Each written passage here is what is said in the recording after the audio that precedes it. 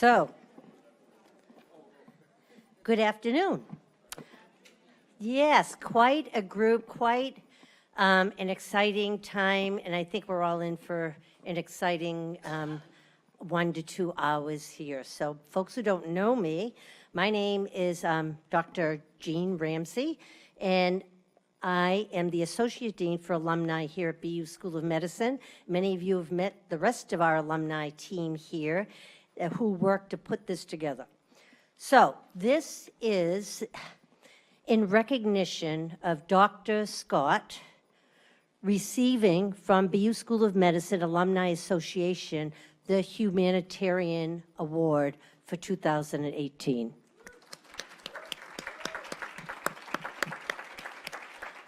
There was a handout as you came in, and if you had a few minutes to look at it, you will have no doubt as to why she received this award.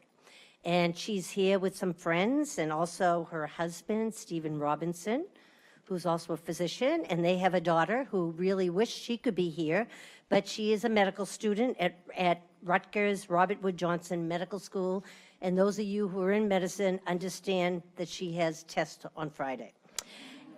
And of course, many people in the community, in our wider community here at Boston Medical Center, were not able to attend. So we are live streaming it right now, and there will also be a link that you will be sent, and everyone throughout the campus will be sent, so that they can view this at their leisure and not miss out on this opportunity. So Dr. Scott obviously is an alum. She graduated in 1982 and then went on to study public health at Johns Hopkins University. After that, she did a residency in internal and preventative medicine. Now, let's think about that, 1982. There's a lot of youngins in the audience here. Getting younger and younger every year. Graduating in 1982, now the AIDS epidemic was just developing, and it was really, it was already a pandemic, and for a while people didn't know what it was. Kids were banned from going to high school because they were HIV positive, children who had received blood transfusions, and the role of epidemiology and public health was front and center. So that had an impact for Dr. Scott and other people who grew up and trained around that time. And also remember, it wasn't that long before that we had the civil rights movement and the anti-apartheid movements, and all of these movements fueled Dr. Scott's passion for public health and international work. Her work is so expansive that I can't possibly speak about all of them, but let me just highlight a few. Her early work was done in examining reproductive outcomes of women affected by the 3 Mile Island nuclear meltdown, the nuclear reactor meltdown in Pennsylvania. How many people have never heard of that before? Just a couple. Thank you for being honest. She also worked with the National Health Service Corps in St. Croix of Virgin Islands on post-disaster recovery after a hurricane, and no, it wasn't Maria, it was Hugo in 1989, and Hugo also devastated the territory. So these and many other activities she was involved with finalized Dr. Scott's commitment to a career in public health, and she joined CDC's Epidemic Intelligence Service, I had not heard of that before, and the U.S. Public Health Service Commission Corps in 1993. And then in 2000, she was seconded to the U.S. Department of State as the inaugural CDC Director for the United Republic of Tanzania. Now, at that time, in 2000, Tanzania had a prevalence of HIV of 9%. And there was no AIDS treatment in the 43 million residents in that territory. Dr. Scott, working with others in collaboration, her work resulted in Tanzania initiating their first no-cost national antiretroviral therapy program, which provided AIDS treatment and monitoring to more than 10,000 Tanzanians by 2005. Some other things. She had her hand into. She provided post-earthquake technical assistance to Haiti after the earthquake in order that they could maintain their TB program. She responded to suspected anthrax contamination in Tanzania, and through this and other work, she had a huge impact on developing state and national policies around maternal and child health. So Dr. Scott did retire at the rank of captain from the U.S. Public Health Service in 2010, but she didn't retire. She's been incredibly active, and she most recently joined the South Carolina Department of Health and Environmental Control as a medical consultant, working in areas of women's health, family planning, and HIV/AIDS. So it should be clear why we are honoring her today for her noteworthy career in public health and international service. And the lecture today will focus on health disparities of Black women, the research and growing body of literature on the important role of racism and chronic stress in rising maternal and infant death among African American women. So thank you again for coming. We welcome Dr. Scott.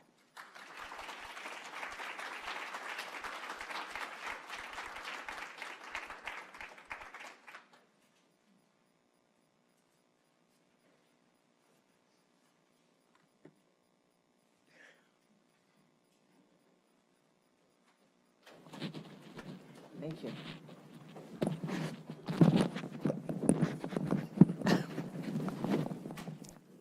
It's a little challenging. Is this on? No, it's just not really feeling like it's on. Sometimes it doesn't pick up. Okay. Is that good? Talk and see. Okay. It's okay. Give us 1 minute. Oh, you can use that too. Just okay. What do you want to do? Let's try. Try that. Okay. Good morning. Can you hear me? Okay.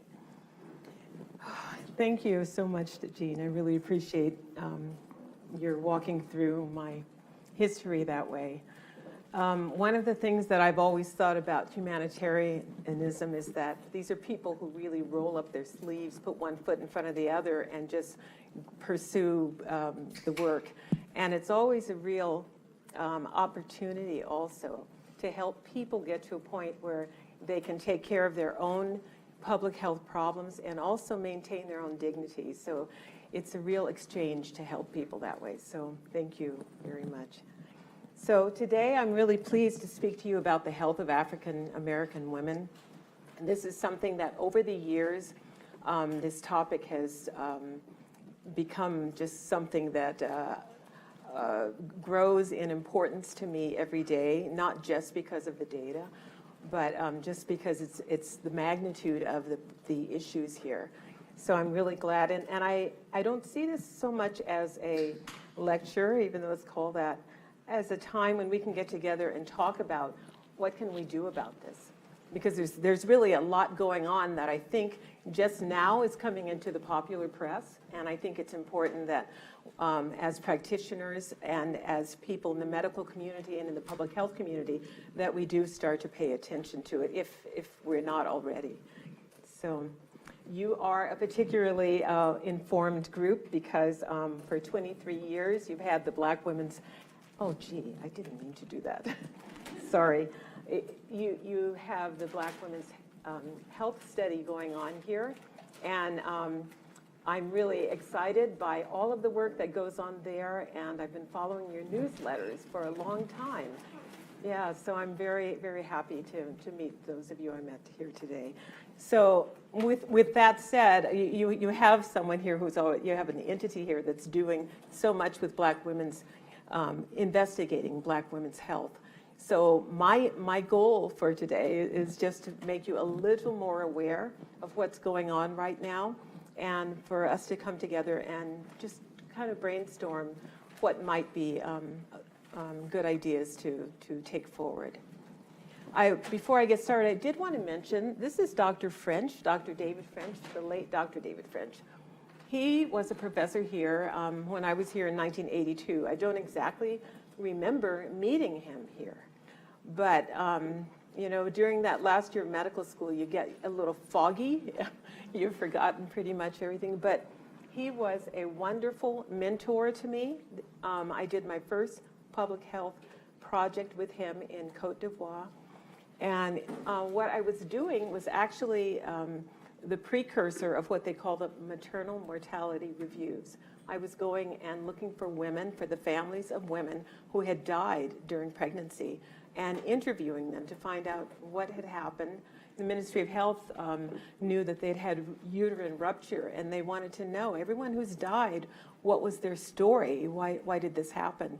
And at the time, I didn't know much about public health, because in 1982, I think public health was kind of integrated into our curriculum. I'm not sure that we really studied public health as something discrete.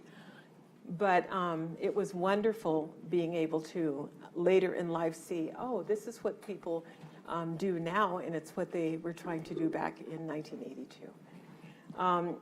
Dr. French was also, besides being a wonderful mentor and a professor here, he was a Howard-trained surgeon, and he started an organization. This was during the Civil Rights Movement. He started an organization where he would have medical presence for people in the front line of the Civil Rights Movement. So he would go to Selma, Montgomery, the places where they were marching.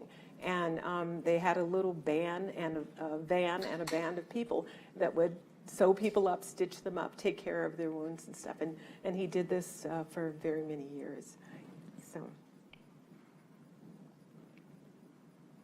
jeez.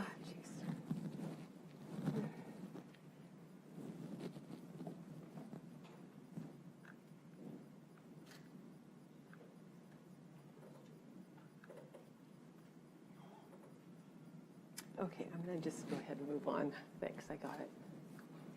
Okay, so David French helped me understand the protocol and just how to approach ministries and how to think about public health. And he followed me for a few years. I remember when I was doing my residency at Martin Luther King, the head of my residency program told me that he had gotten a call that David French would be coming that day. And I hadn't heard or seen David for many years. And I was really excited, but then I thought, oh my gosh, you know, I hope I haven't done something. You know, I was really kind of scared too. And he was a very interesting personality. He just said, you know, use as much of your life to do things and do as much of it. And so he wanted to make sure that I had written up my work in the Ivory Coast. And he told me before I left, you write it up and then you send it to this person and get their opinion on it. And I did that, and I just didn't get back to him that I had done it. So he came, I was sure he came to Martin Luther King to see all of there were quite a few notable people there at that time. But I think I was kind of like, you know, also a side trip there. But he said to me, did you do this? And I said, yes, I did it. And I went to the person, and he said, well, what happened? And I said, well, he told me that he did not think that it made a significant contribution in the literature. And I told him the exact words that this person, and he said, and you left it there? And I said, well, no, I didn't quite leave it there. You know, he told me what I needed to do, and I came and I did it. And I tried to get back to him, and he said, so what happened then? And I said, well, actually, he had a heart attack, and he died. And so Dr. French said to me, and you left it there? And I'm like, well, what did, you know? But that's how he was. He felt like, you know, if that door is closed, you move on to another door. And that really resonated with me a lot in terms of public health. So I really appreciated him. So these are the places that he over the years, I was doing my residency, and he told me different avenues to continue to get global health experience. So I really appreciated him. And I joined CDC in 1993, and I joined them because I really was interested in contributing to the work that was coming out of the CDC concerning preterm delivery infant mortality and pregnancy complications. So this photo, Dr. Satcher commissioned in 1996, and Dr. Satcher felt that this collaborative of 7 African heritage researchers at a doctoral level, he felt it was the largest collaboration of us working on women and children's health care in the world. And I just remember saying to them, oh my God, I feel like, no pressure, no pressure. But that working with that, this collaborative really brought home to me what a nexus there was for infant mortality, chronic stress, and racism. So that really helped me to start seeing things differently.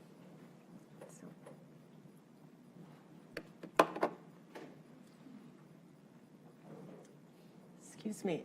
Yeah, I'm having a little bit of a problem here. Yeah. I'm sorry. Jake, the reason I keep touching it is, can you go back one slide? And can we make it smaller because I can't see, and so I'm trying to push it out again. This part is smaller. So I can see. I want to see all the notes. So they. Perfect. Thank you. Okay. So I'm going to go through what many of you, I'm sure, already know, but it is the framework of where we are now with the health of Black women and what is going on now. So I'm going to quickly go through some data slides. Okay, so African American women in your practice, in the media, you know that there are significant health disparities. Diabetes, African American women are twice as likely to get diabetes. HIV in 2016, 61% incidence was found among African American women.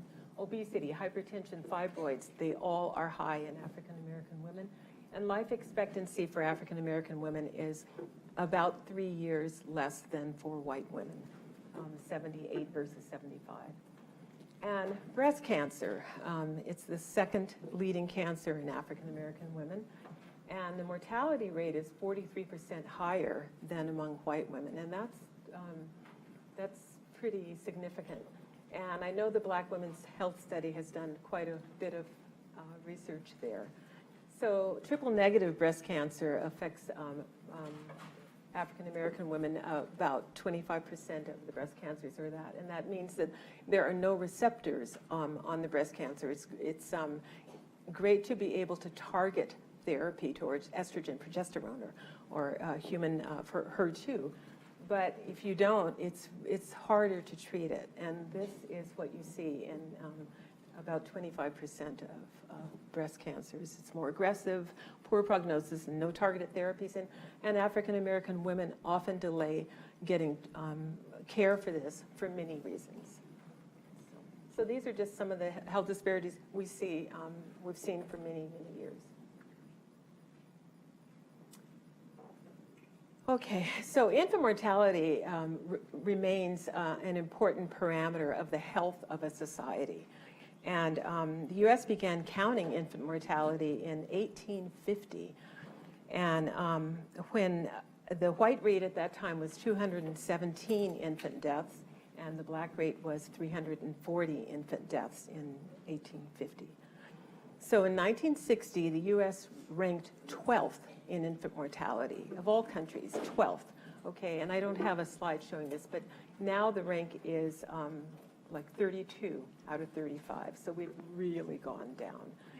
And being at the bottom does not mean that we're doing well. It means that this is something that should be alarming. And when you disaggregate the data as to why we're doing so badly, much of it has to do with the health, with the adverse birth outcomes experienced by African American women. So in 2016, the overall infant mortality rate in the U.S. was 5.9 deaths per 1,000 lives birth, and that was the same for 2015. So black infants in America, as you can see, are now more than twice as likely to die I think there's a little pointer on this too. Okay. All right, so this, you see, it's 11, and, sorry, I'm all over the place with this. Okay, versus about 5. So Black infants in America are now more than twice as likely to die as white infants. And this is according to the most recent CDC data.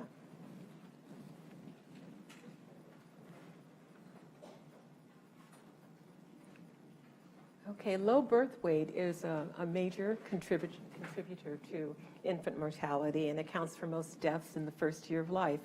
So the low birth weight rate was more than twice as high for Black infants as for white infants from 2006 to 2016, so for 10 years. So this is not a new problem, but there's some things happening that are causing it to emerge, to bubble up.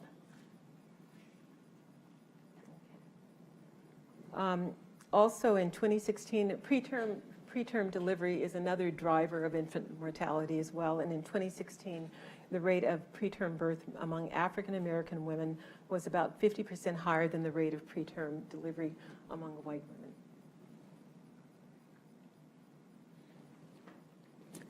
And also, maternal mortality is rising. What's important about that is that you can see that in every other wealthy country and in many less affluent countries, maternal mortality rates have been falling. And for the U.S., it is going up. Again, when you disaggregate the data, you see much of this happening to African American women, these deaths surrounding pregnancy. So it's either during the pregnancy or a year after the pregnancy.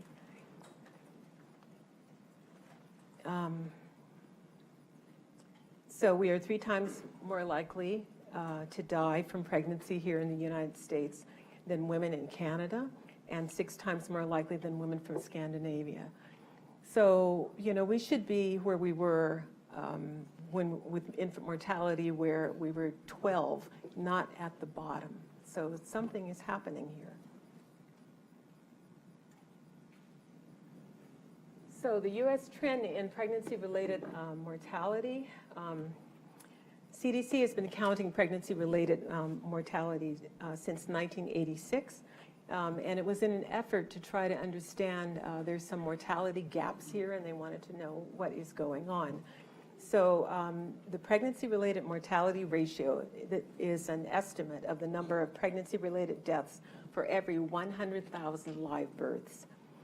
And this is also used as an indicator of the health of a country, of the social health of a country. Like how, if you can keep your pregnant women and your newly born, if you can keep them alive, there's something socially that is doing very well in your country. So for us not to be doing that, to be going in opposite directions of other countries is really very important. Sorry. Okay. So yeah, these are trends. You can see that from 2006 to 2007, our rates were 34.8. They were highest than other women. And then in 2011 to 2014, they're going up. You know, so nothing's going down. You know, it's not, and nothing is normalizing. So, okay. So the bottom line, I kind of think this is the bottom line slide. For every 100,000 live births, approximately 44 Black mothers die, and approximately 12 infants die. So by comparison, 12 white mothers die for 100,000 live births, and 5 infants of white mothers die. So there is something that is going on in Black mothers, Black pregnant women, to keep their infants healthy and to stay alive. So this is something that I'm passionate about. I like the idea that it is something that we all can contribute to. So I spend a lot of time talking to people about it and wondering, what do you think? Because I think that we're going to have to figure out some solution for this. So here, this is not a new problem. So a lot of people have already put in place interventions, or they put in place, you know, here are some policy changes we need to make, here are some other things. But let's talk about it a little bit more. So, as I said, it's also coming to popular press. I've seen more popular press talking about their experience with infant mortality and maternal mortality. I'm from Oakland, so in San Francisco, there's a smaller population of African Americans living there, but their rates are incredibly high for maternal mortality. Serena Williams, you all may know her story, that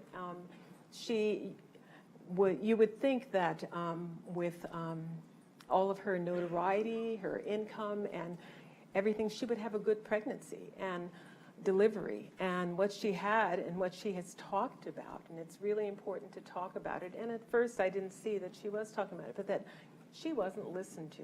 She absolutely wasn't listened to when she said, you know, I can't breathe, and I have a history of pulmonary embolus, and right now I can't breathe. Her physician said, no, you seem to be okay, just wait a moment. And it was her insistence. She said, I need a CAT scan, and they said, no, we'll give you a Doppler. And she said, I need a CAT scan, I have a history. You know, and it took a while for them to realize, okay, we get a CAT scan, and oh my goodness, she's got PE, she's got pulmonary emboli. So I am glad that she has come out saying, so this is what happened to me.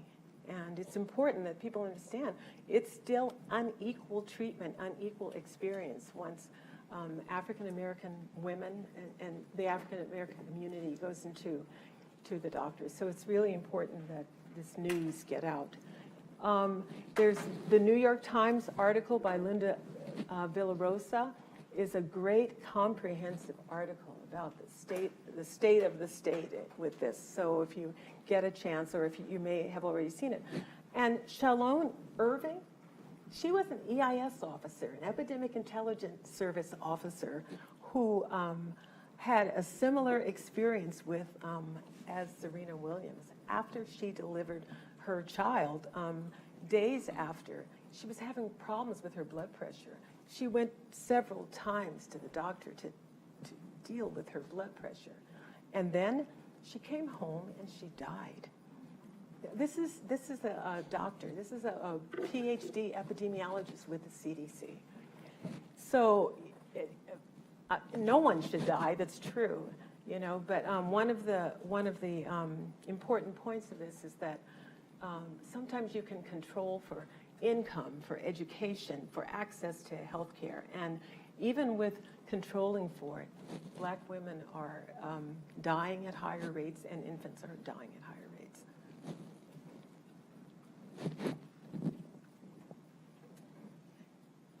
So, okay, the physiologic basis for, I'm not going to go through a lot of this, and I think that there are many scientists who've done such a great job. I think the part that you may want to take away, it's really what they call the allostatic load, and I think many of you who are students have already been exposed to this.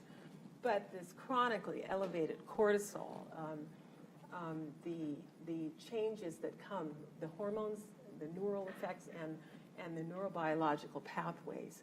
This is what they're thinking, because they've looked and isolated everything else, but then they've started looking at the lives of African Americans in this country and find so much hypervigilance. So if you have,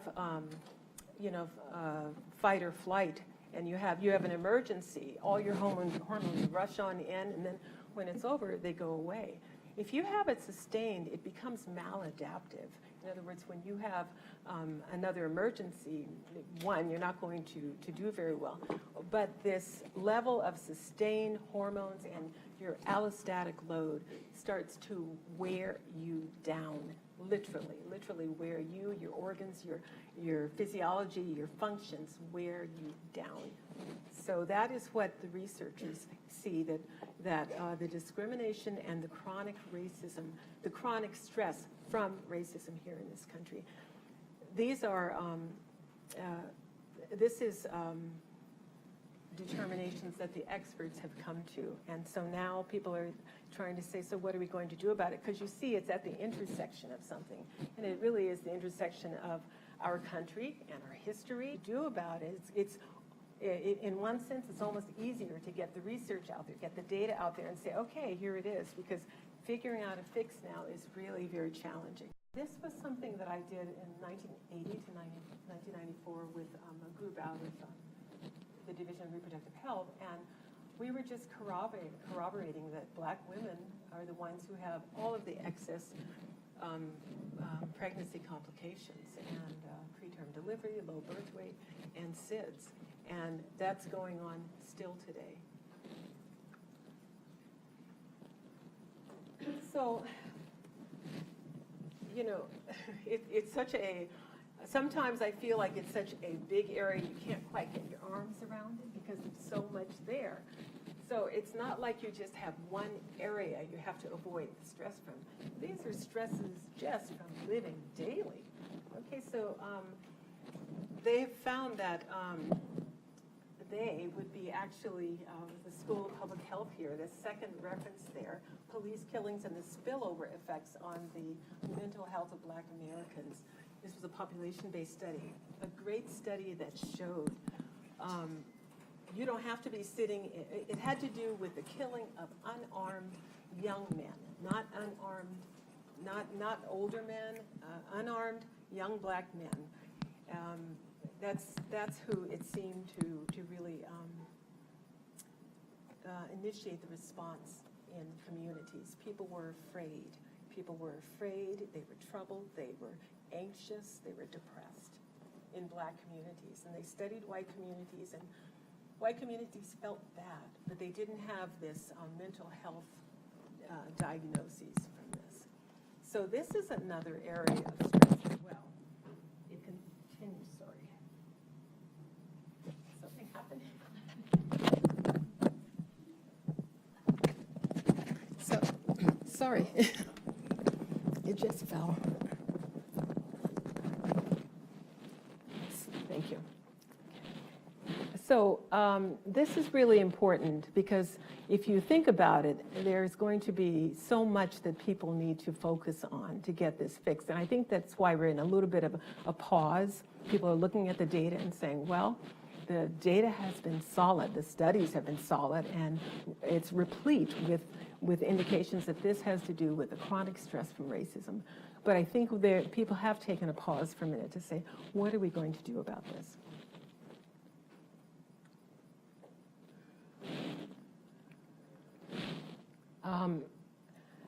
So when I was in California as an EIS officer, we found that Black women had 70% more hospitalizations for severe pregnancy complications than white women.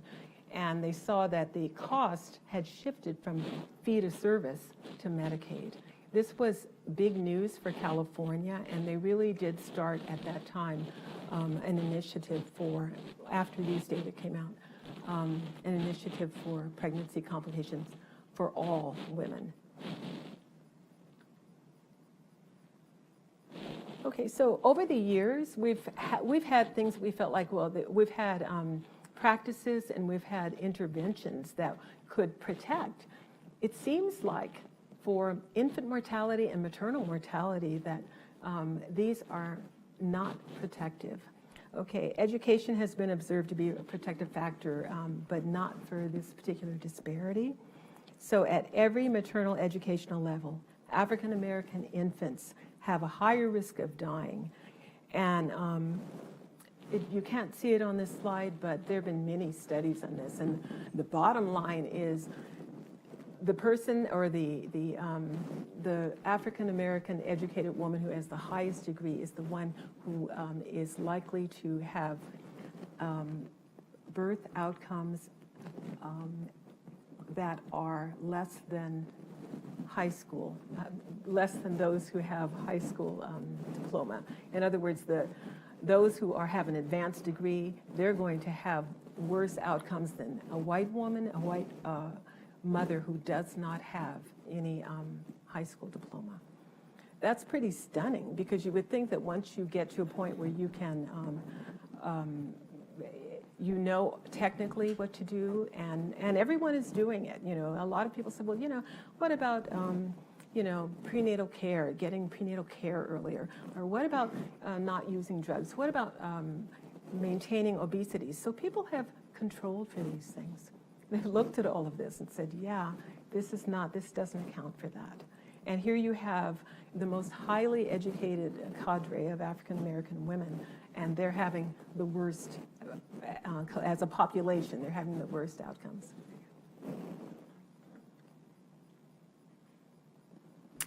Money is also not protective, and you would think that money would be protective, okay? But it's not, as I was saying, it's not, nothing is a silo, so you've got these stresses coming in from every which way, just living every day. Okay, so you've got you know, the wealth disparity that spans generations. So the wealth gap in the U.S., the median wealth of a white family is 10 times that of a black family. And you've got the income gap where black women, I'm not sure that it's on here, they make 63% wage gap compared for white men. So all of these stresses still are coming into African American women who are pregnant. It's just that it is not just about the money, it is not just about education. And then there's what's called gendered racism, okay? You know, it's like you're going to get double duty because you're a woman and also because you're black, because they have looked at, you know, why is this affecting black women? And it seems to be the gendered racism that seems to be just very, it's like pummeling, and it's very potent. I'm going to move on. We just talked about that one. So what we know, racism experienced by African American women in the U.S. is killing black babies and mothers, and the associated conditions include mass incarceration, police brutality, unequal pay, widening health gaps, segregated neighborhoods, and inadequate schools.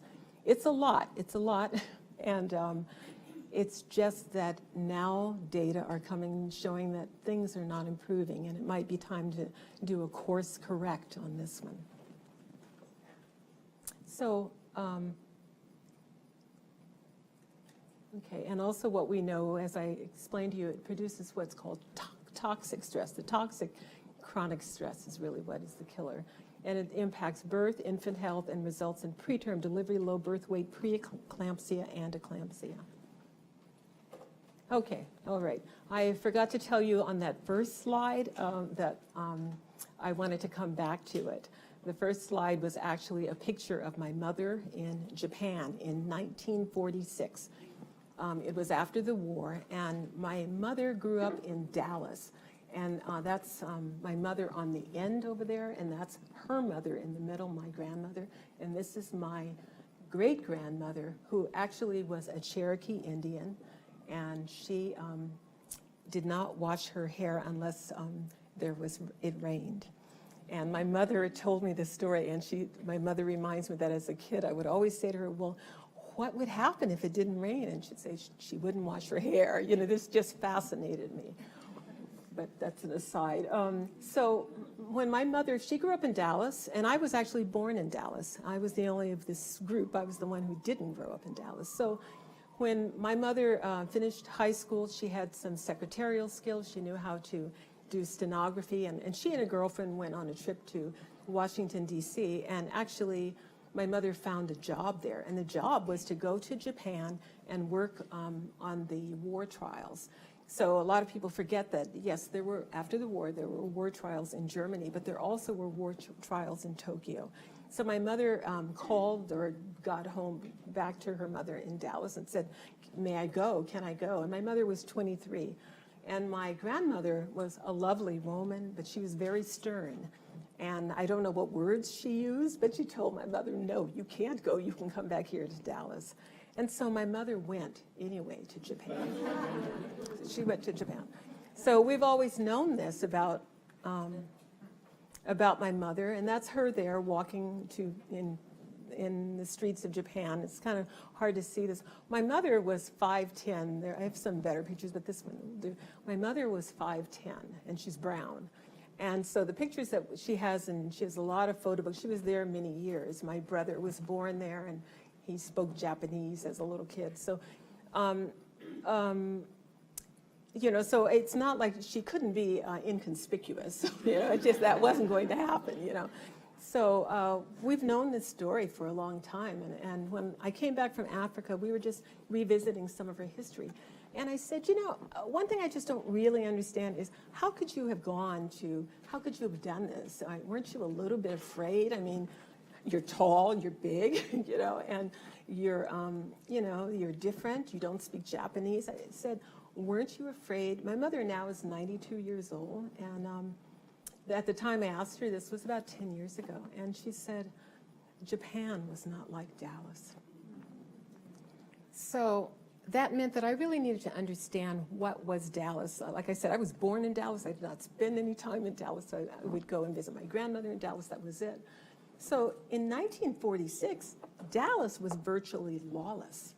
I mean, it really, that's the best way to describe it. So you had a police force, and the KKK were integrated into the police very much. I mean, they drove the police force.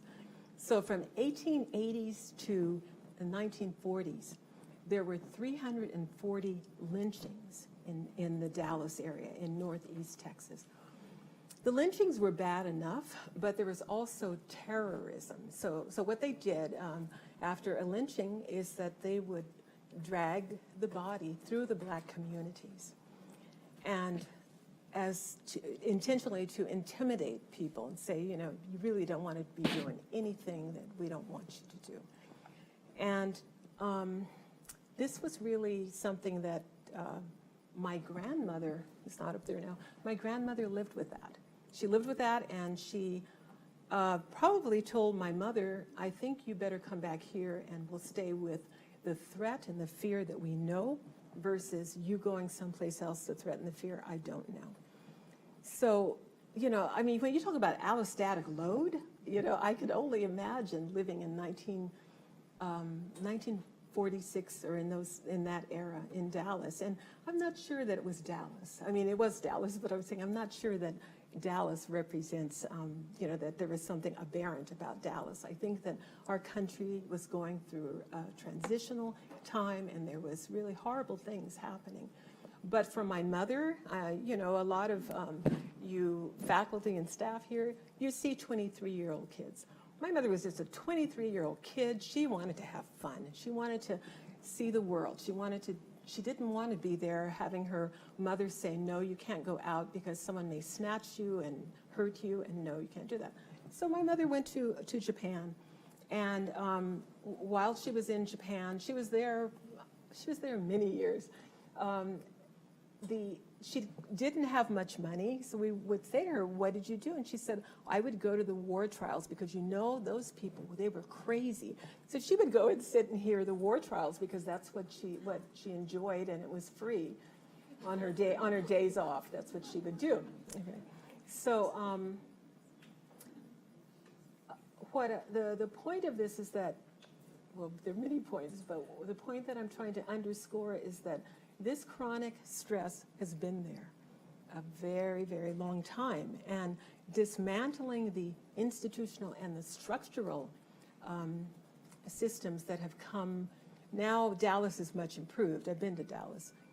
It's much improved, but there are systems in place in our country that are keeping all of this load coming to black communities. So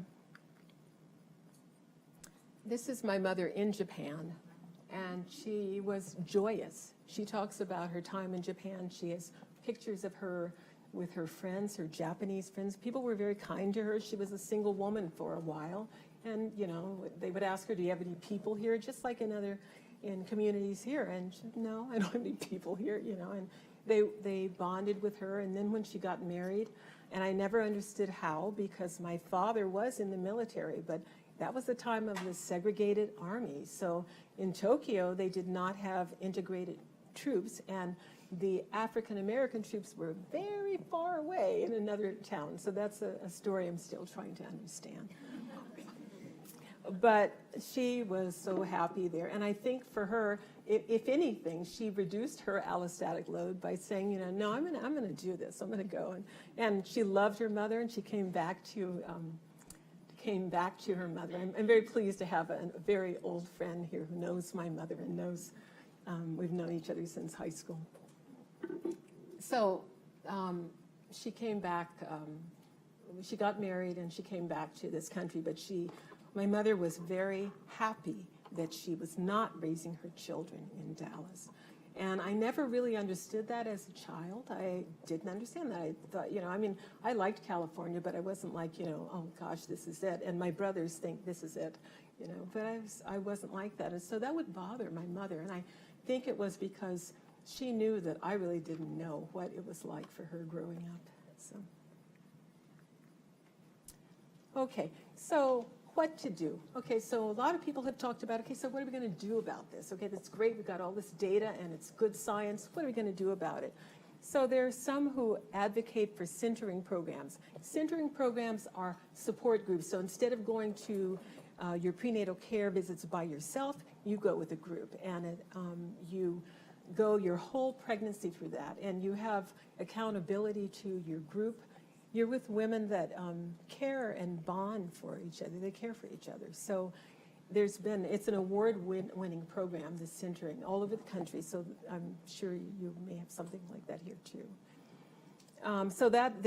It's important to advocate for centering programs. And I think that it must mean that insurances may not want to pay for centering. But if centering is going to mean, and centering also, there is some preliminary data showing that it makes a difference in birth outcomes for African American women. So then you come up against our insurance. You know, it's like there's a door everywhere. And so some say we have to advocate for centering programs and also for them to be paid by insurances. Also developing targeted programs for pregnant African American women. Even in California, sometimes it is a hurdle to say, you know, this particular group needs a program. We need state funds to be dedicated for this group. You know, people rub their hands a particular way. If you remember, I said when we did pregnancy complications and saw the numbers of Black women, they said, we need to make a pregnancy complication program for all women then. And that was how it's done. But there's some things that need to be done for this cohort that is experiencing these awful rates. So increase social support, improve infant mortality care overall, but especially in states with large Black populations. So I imagine that the rates are higher in those states. Like I said, California is very, very few African American population at all. But those states that have large Black populations, you might want to improve infant and maternity care overall. These are ideas that people are coming up with to try to make. Another thing is advocating for doulas. Doulas, again, are making a difference. Doula is a support person who goes with you throughout your pregnancy, and it's making a difference in terms of the support. The support aspect of it seems to make a huge difference. And those are some of the justice, there's reproductive justice organizations and educational partnerships that they are now advocating for insurances to help make sure that Black women are connected to these organizations. Okay. And also advocate for standardizing systemic data collection on maternal and infant deaths in all states, and a wider state practice of maternal mortality reviews, the kind of review that David French first introduced me to. Only a handful of states do that. So if you're going to find out what happened, if you're going to find out, a lot of times it is that you're going to have to interview, you know, not all the women from my experience in Côte d'Ivoire, not all of them died, but most of them died. But for maternal mortality, you need to interview the families. You need to find out, and the friends, or what happened to this woman. You know, Shalona Irving, who, the CDC person, they've really done a lot of trying to understand what happened here, you know, and that's really important to get the data that way as well.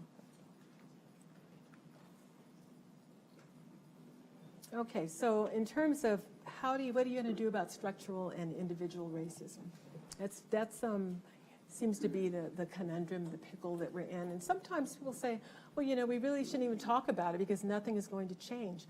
Well, I think it's going to be really hard, but I do think things are going to change. And I think with this awful outcomes for women and infants, these are Americans. I think that we need to deal with that, and I think that there will be a change. But so some people say that, first of all, we need to have people recognize it. A lot of times people don't recognize structural racism. They say, what's that, And that's really important for people to be able to recognize. And you hear things in the media, too. The third one is call out racism when it is present. And I'm seeing more and more of that. And you probably have, too. I mean, there's been so much stuff on the media these days. You may have heard about the barbecue person in Oakland. She was barbecuing, and a group of black people were barbecuing on a Sunday in an area I know very, very well. And they weren't the only black people there. They were black people, white people, Asian. It's a very diverse community, and they were barbecuing. And a white woman came, put her phone up, and was calling the police saying that they were using the wrong kind of charcoal.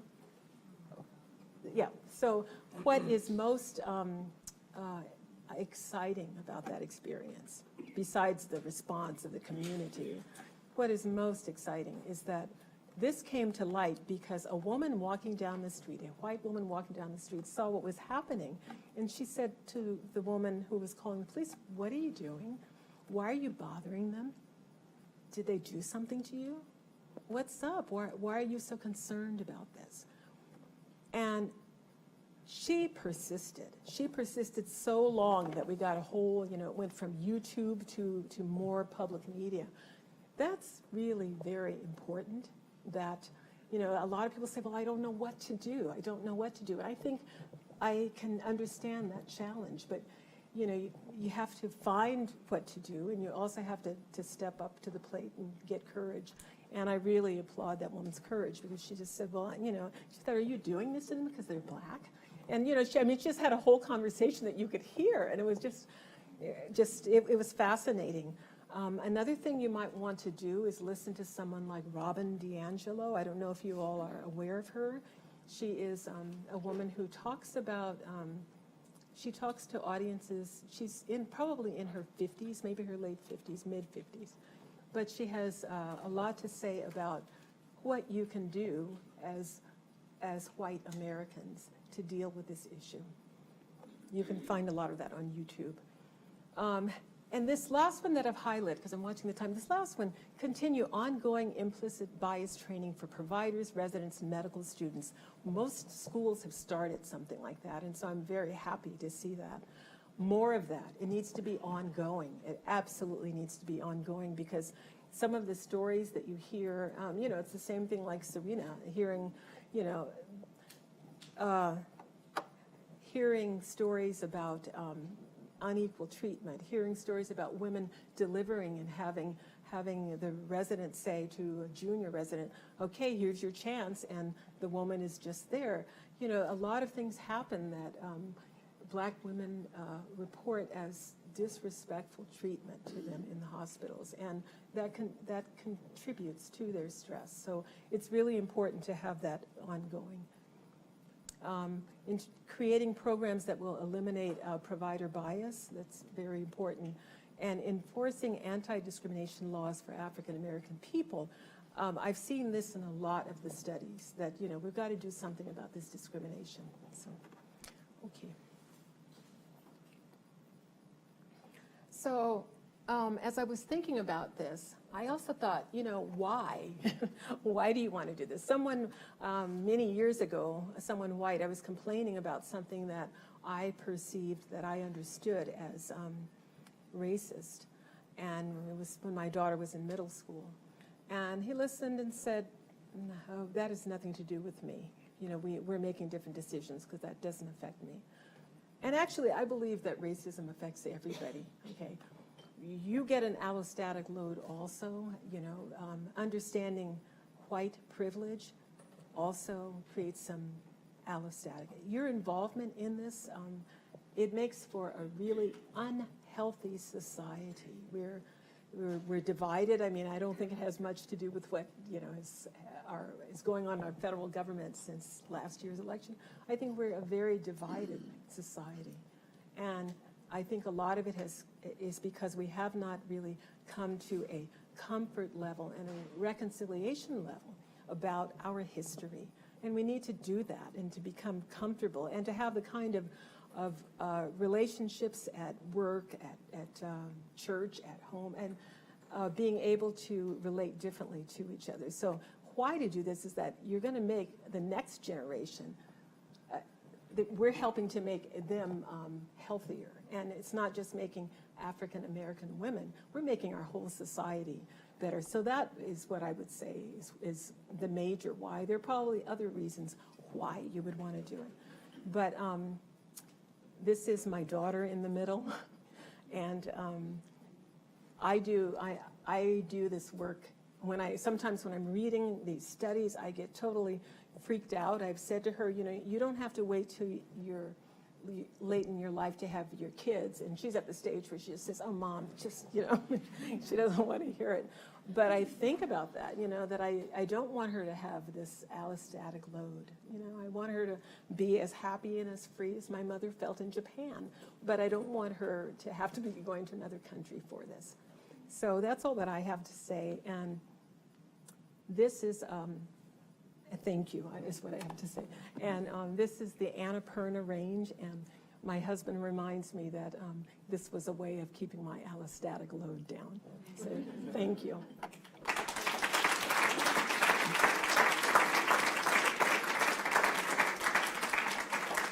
I don't know if we have time for a little bit of a discussion.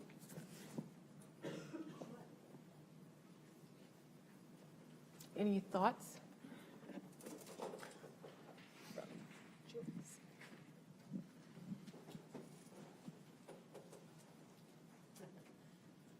I think they're thinking a lot, but I do have to say, I had no idea what that title meant at all. So that was, and what was it again?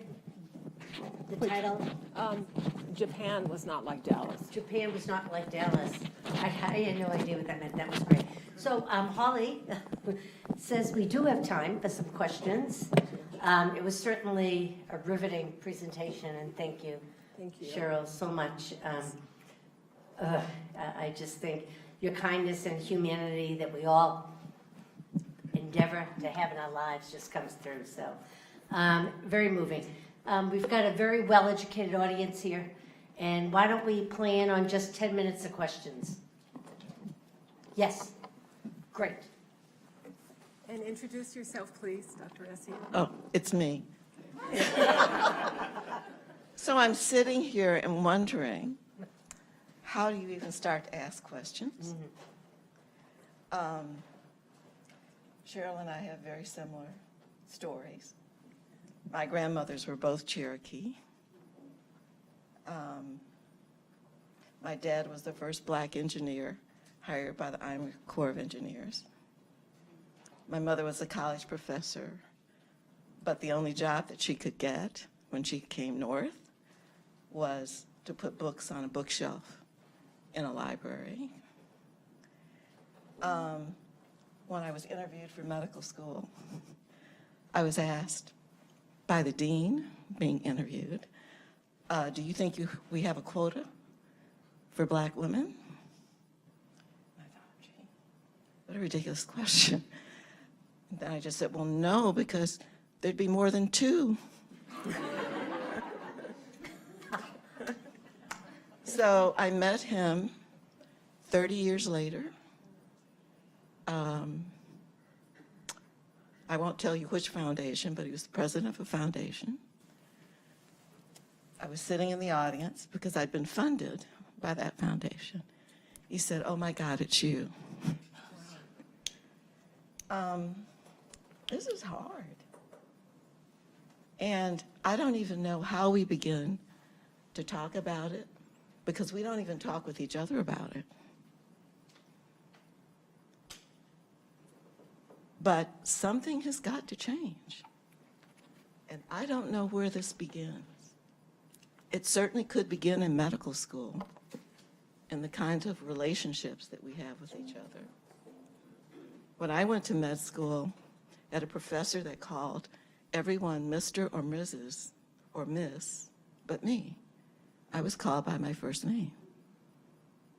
So these things eat away at who you are, how you live, and the fear that I now experience in thinking about my own children in a world that's much more violent.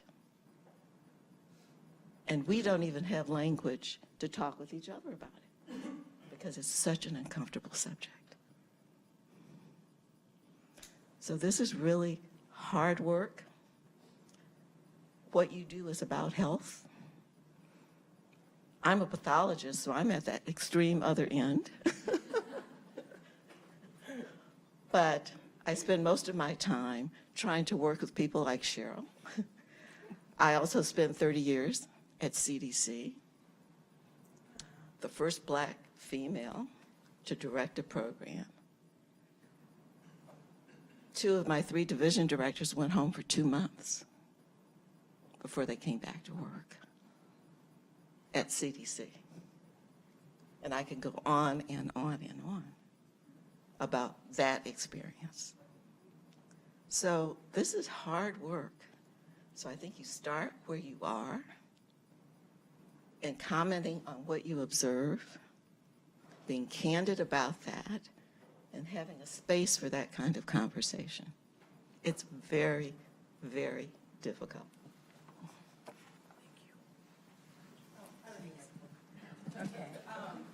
It is a very challenging conversation to have.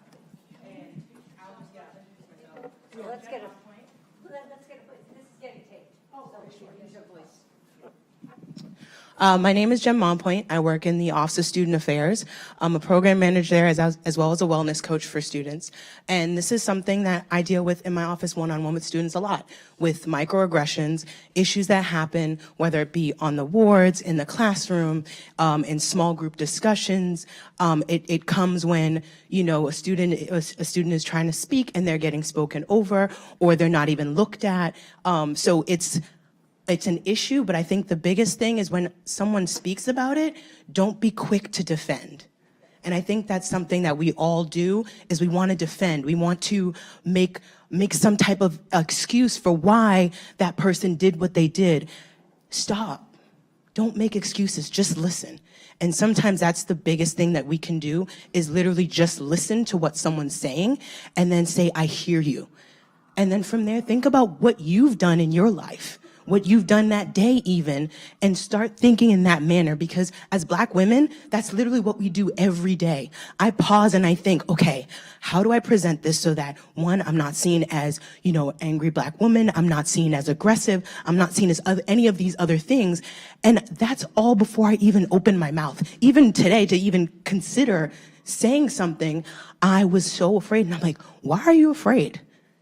This is clearly a safe space. People have come here because this interests them, but even in this moment, it's so hard. So imagine when we're not in these spaces where everybody's on the same page. And that is exactly the case when we walk out of the door. So for everybody who's kind of wondering, how do we have these challenging conversations? It's by just listening.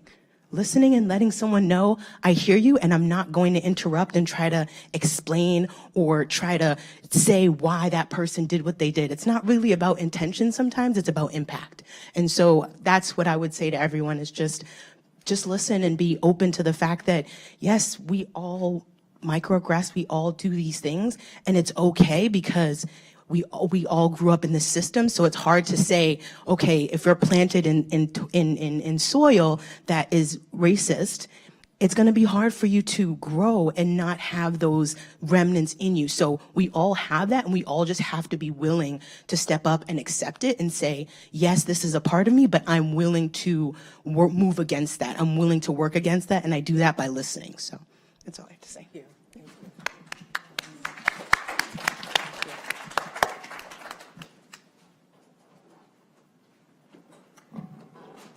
May I say a comment off of that, Jen? That was great. Maybe some people here we had an alumni symposium, Black Alumni Symposium, and the topic was microaggression, and we will be doing a follow-up symposium on that. But I have to say, I think probably for everyone in the audience, but certainly for me, that was an incredible experience listening to these young people. They're all young to me, really, talking about the years in training, and just like you mentioned, the experiences that they had. And I'm listening and thinking, boy, you know, if that happened to me, that would really get me upset. And I actually raised my hand. It was Dallas, people who know Dallas Reed. And I said, you know, that I admire you because you're up there and you're continuing to pursue in spite of that. And then she said, well, it happens hundreds of times a day. And it was just amazing to me. And on the one hand, I developed incredible respect for people that put up with that day in and day out. But it also goes to what you were talking about, allopathic load. Like in some ways, people do, like they said, you learn not to respond to it all the time, right? And so I'm thinking, wow, that's pretty brave and strong of you. But on some level, right? Maybe Yes. Cheryl, maybe you want to comment. That seems to fit into what you were saying. I do, and I recently said to someone that what I learned here at BU in terms of how you deal with inappropriateness, and that includes racism, was you give the patient the benefit of the doubt. They get one pass. And I was saying to someone, you know, if I were young, I'm not sure I would give that pass because it gives me stress. I'm taking on your stress because you can't control the racism that's in you or the concern you have or whatever. You can't deal with it another way, and I'm going to give you a pass. And I was just telling an incident where someone was racist as I was trying to start an IV in them, and I went ahead and put the IV in. And I thought, you know, if I had to make that decision now, I'd probably just walk away. And, you know, people say, oh, that's not the physician's way, the Hippocratic way. For African American women, it is a way to help to start turn this around. Self-care is how I see it. So that may not be the best, some people may not think of that as the best advice to give to someone, but I think it is something that needs to be on the table with everything else. Excuse me. I don't want to be talking with my back to you. Sorry. Linda Barnes. I direct the master's program in medical anthropology and cross-cultural practice here. And I think what resonates for me a lot is how do we make these things discussable? Because there's so many barriers to making them discussable. In our program, we run an elective called the Cultural Formation of the Clinician. And it examines the kinds of systemic bias from different dimensions of identity, and sort of looking at how we internalize all sorts of subtle messages in ways that, if that's the domain of identity where you have privilege, you learn not to see what other people have no choice but to see. And to that effect, not only, just to build on what you were saying, there's not only I think the listening, but as a part of that, I think there's the imperative for people who have every form of privilege learning to understand what it looks like on that day-to-day minor sort of basis.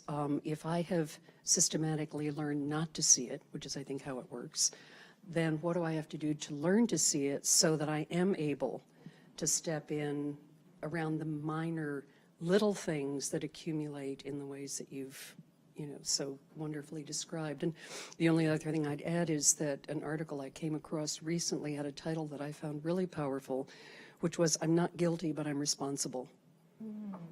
And I think that is such an important distinction when people start getting defensive and against all of the forms of denial and minimization and so on, to say, fine, nonetheless, these things are here, they exist, and to the extent that you share in the privilege that they bestow on you, how does that make me accountable for stepping in and doing something? So, thanks. Wow. Thank you. That's terrific. I think Just another comment, because sort of in reflecting on our experiences in life, it's that period that you emerge, you're able to do a little bit of what you want to do, and then you have children. And that's another level of stress. We're having children later in life, and we find ourselves in a situation where we're terrified for the future of our children, and we're caring for our parents. And we're in a professional world that makes it difficult to get up in the morning and do your best job when you arrive. There's no support system for that. The only thing that changes that is all of us talking about it, observing it, speaking to it. When I was younger, I could fight back. So all of the labs were on the first 6 floors of the medical school building. The first female restroom was on the 7th floor. So I had to leave the lab, go stand at an elevator, run up the stairs or something to get to the restroom. So I could just get a sign. I'd paste it on the men's restroom, woman in the restroom. I just absolutely refused. So when all the women started doing that, we got some restrooms that somehow could not be built on the first 6 floors. But you know, you start to run out of energy. So at 75, I can say that the aggressions are not microaggressions because now we have age superimposed on all of these other things. So we are, as a society, in trouble. And we have no place to have a conversation, a deep, honest conversation. We don't have the tools. We don't know how to practice having these conversations. We don't have individuals who are sufficiently trained to facilitate those conversations. And we are in trouble. Medical schools are an environment that could change a lot of things. The diversity of disciplines, the diversity that we now see reflected in classrooms, both at the faculty level and at the student level. And I think there are interesting metrics that could be used to monitor that change. So it's a different kind of research. No one funds it, but it's urgent and necessary. Thank you. Thanks. Any parting words, Cheryl? We're gonna wrap it up. I think folks need to get back. I really like coming here to talk about these issues for one of the reasons that Joyce says it's hard to talk about. It's hard to talk about microaggressions. And I really like that BU will take the step to go there. It's really important to get the conversation going. So I really appreciate it. And I'm glad to be able to share these data that I'm sure all of you now and are sharing with the community here as well. So thank you very much.